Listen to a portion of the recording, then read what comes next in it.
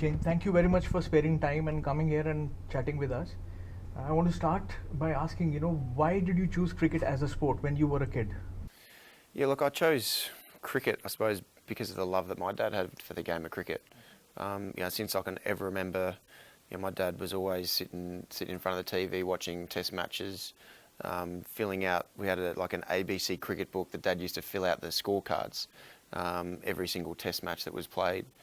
My dad took me along to a couple of Test matches early on when I think I was 6 or 7 at the Adelaide Oval. I saw Australia play the West Indies. Went to watch a couple of Sheffield Shield matches as well. So I suppose I just had, I always loved the game, but I suppose I always did because my dad, something that I was able to do with my dad in the backyard or going and watching the cricket. So ever since I can remember, I always had a love and passion for the game of cricket, and that's just continued to grow throughout my life. And it's been fortunate it's been such a huge part of my life. As I said, it wouldn't have, but none of it would have come about without the love that I got for the game from my father. And when you were playing cricket as a kid, when you were, say, in your teens, had you ever imagined that you would reach this level in the sport, at the top level, playing for your country, playing all the international leagues?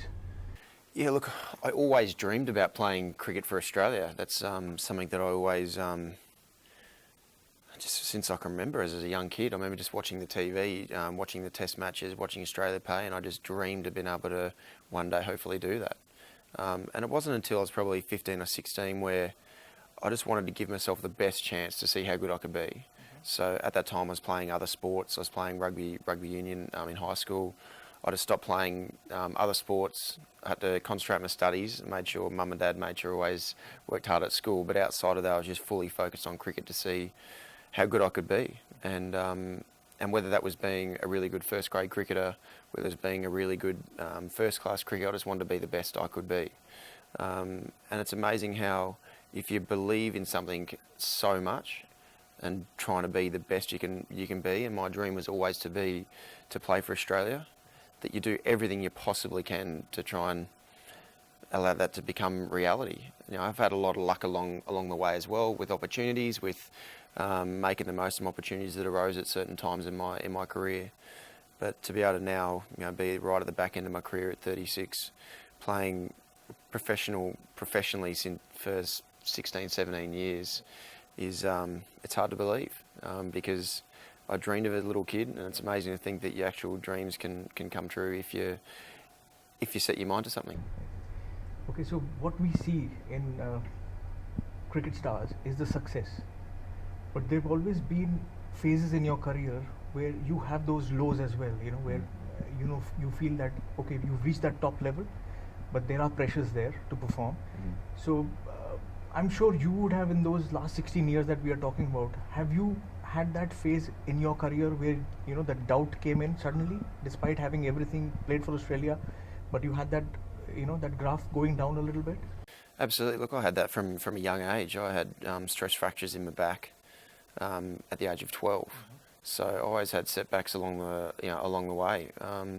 And doctors told me when I was 16 that I should stop bowling, that I shouldn't bowl because my back couldn't handle bowling, and I just never could handle someone telling me no.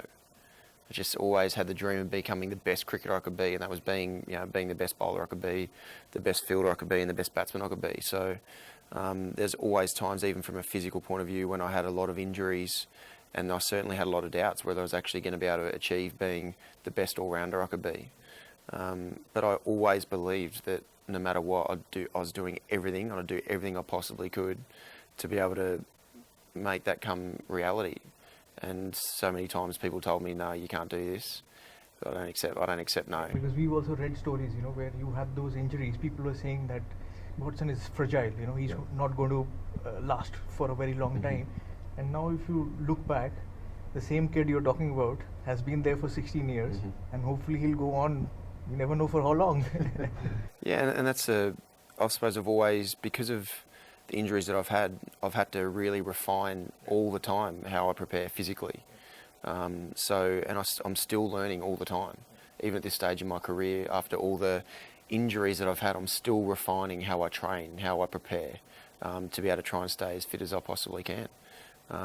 Because to be an all-rounder, you have to work very hard at all skills. You have to work incredibly hard as a batsman, spend all the hours in the nets working on your skills. Bowling wise is the same thing, and same with the fielding. So it is physically more demanding. So, but the thing that's always held me in good stead is I've always believed that everything happens for a reason. So you have to make sure that if there's a setback, and there's always going to be setbacks. That's what life's all about. Is that there's going to be setbacks along the way. It's not a fairy tale life where everything just goes perfectly smooth. That everything has to happen for a reason. So I made sure that I found a reason for something happening, whether it was I got an injury so I could work harder on my batting, I could work on specific things. If I wasn't performing well, you know, it's an opportunity for me to be able to work on the mental aspect, to be able to try and source someone who can really help me be able to keep my performance as high as it can consistently. So there's always opportunities in setbacks that come along, and that's how I've always made sure, that's how I've always lived my life. Brilliant. So it's the positive attitude. I think that is very important for any sports person. Believing in your ability, and also believing in the fact that you'll be able to sail through any difficult time. It's not just as a sportsman, it's in life in general. To be successful in whatever you want to do, whether it's as a cricketer, or whether it's in the business world, or whatever you want to do, you have to believe that you've got it inside of you to be the best, whatever that means, whatever the best means. All you can do is be the best that you've got. And whether that's representing your country, whether that's being successful in your own right in whatever you love doing, that's what getting the best out of yourself, and that's all you can ask for in your life, is actually getting the best out of yourself. And there's always going to be setbacks. That's a given, that there's always going to be things that roadblocks that come up in your way. But it's how you're able to navigate through them and learn, so the next time it comes up, you can just sail through.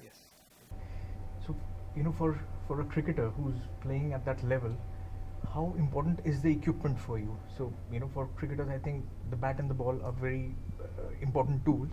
So if we want to specifically talk about a cricket bat, what does a cricket bat mean to you, and how important it is? How do you choose one? What's a good bat? So what's your thought on the equipment? Bats, the quality of bats for a batsman it's absolutely everything. If you haven't got a good bat, then there's less chance of you being the best you can be. As simple as that.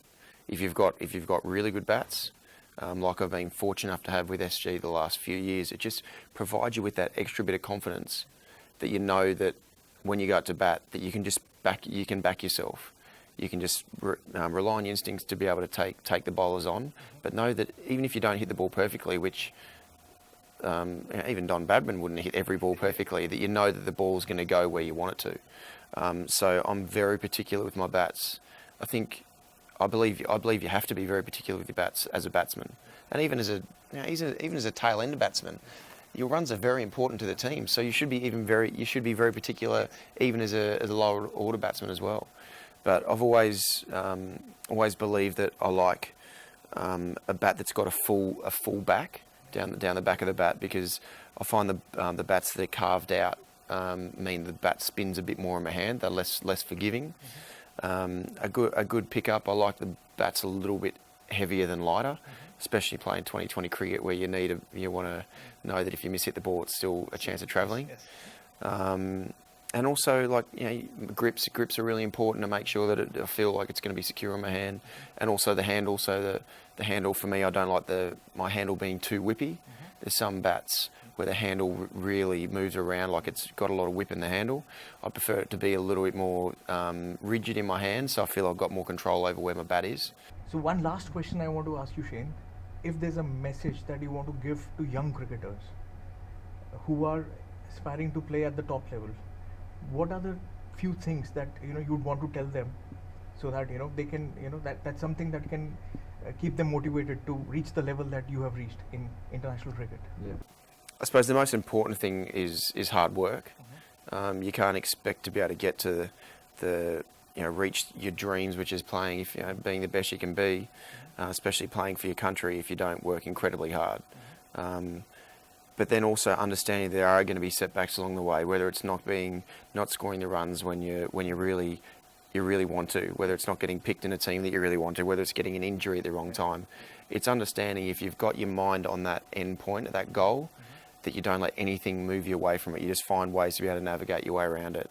Because life isn't a fairy tale. There's always going to be things that pop up and come in your way. But if you've got that end goal, what you want, nothing moves you away from it. You always find your way to navigate around. But hard work is that's the key. Is finding the right coaches so they can direct you in the right way to be able to work hard. And the trust also. You have to trust the coaches that you have and the people who are supporting you.